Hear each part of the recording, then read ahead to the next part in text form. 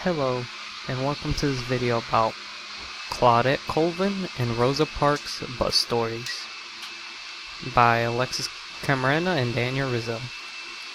Alright, so Claudette first begins her story March 2nd, 1955, and while in Montgomery, Alabama, she got onto a bus.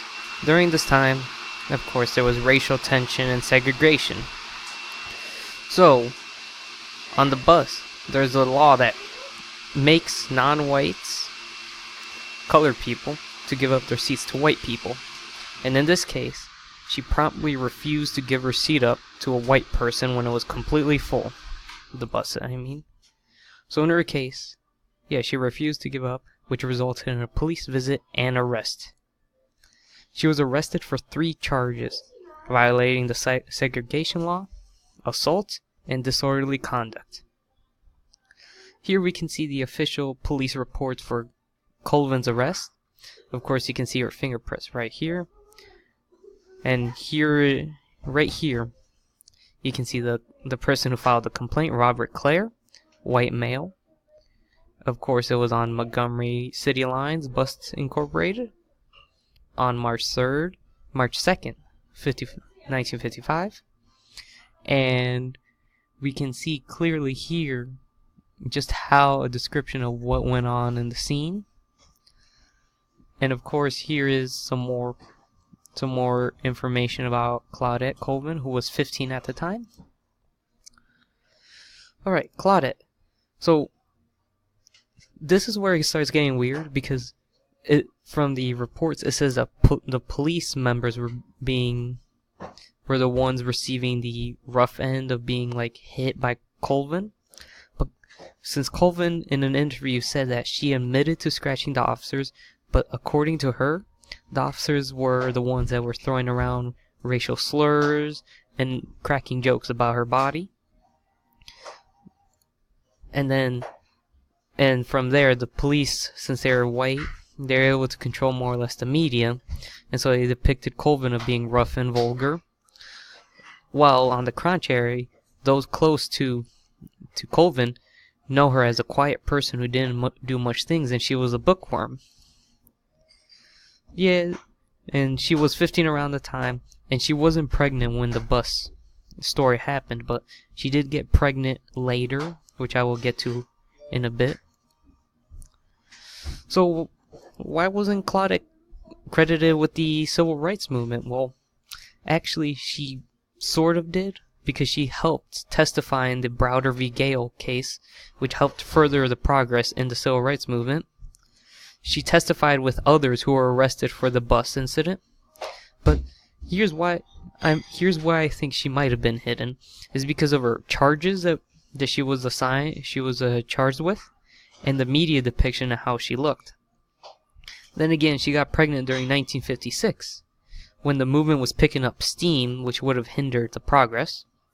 And also, she moved to New York, and after that, she rarely told her story, which made her go under the radar. So how does Rosa Parks fit in? Well, Rosa Parks redid the same bus scene, or the same bus arrest, 9 months later in December, from the day that Colvin was arrested. But before that, she was in fact secretary for the NAACP,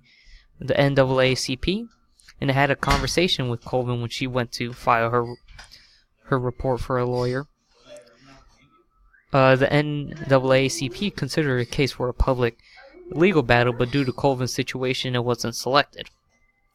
So Parks recreated the case in order to spark the movement to end segregation, because in order to build a movement, you need to be calculated and organized, and even Claudette agrees that Parks was the right person to be the face of the movement, because during that time, America wouldn't have been ready for such a dark person, and Colvin was a teenager. So that would have significantly hurted the reputation of the civil rights movement in many ways. So, Rosa Parks' arrest was true because of documents found in archives that will be sourced at the end of this video. And so The photos that had been circulating everywhere were taken after the arrest. And in the photo you can see a person sitting behind her. That was the reporter that was accompanying Rosa Parks around. And those photos were used for the public side of the movement.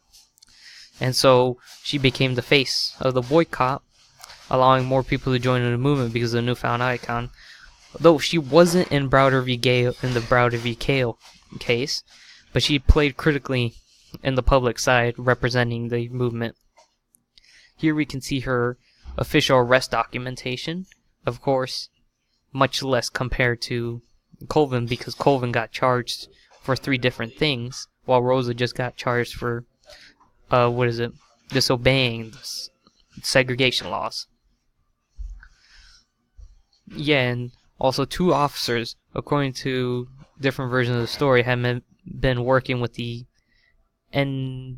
NAACP to stage a fake arrest, but who knows? And so, apparently there is another officer on site who was the first to call onto the scene, and he was the first to evaluate it, so he was the one that arrested her. So it seems like the 2 officers who were working were probably just helping out with the movement. So she eventually gets arrested, which is true.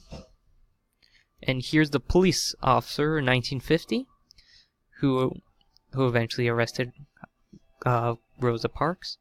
And then here he is in 2018, 92, being interviewed. Of course, credit goes to this person right here.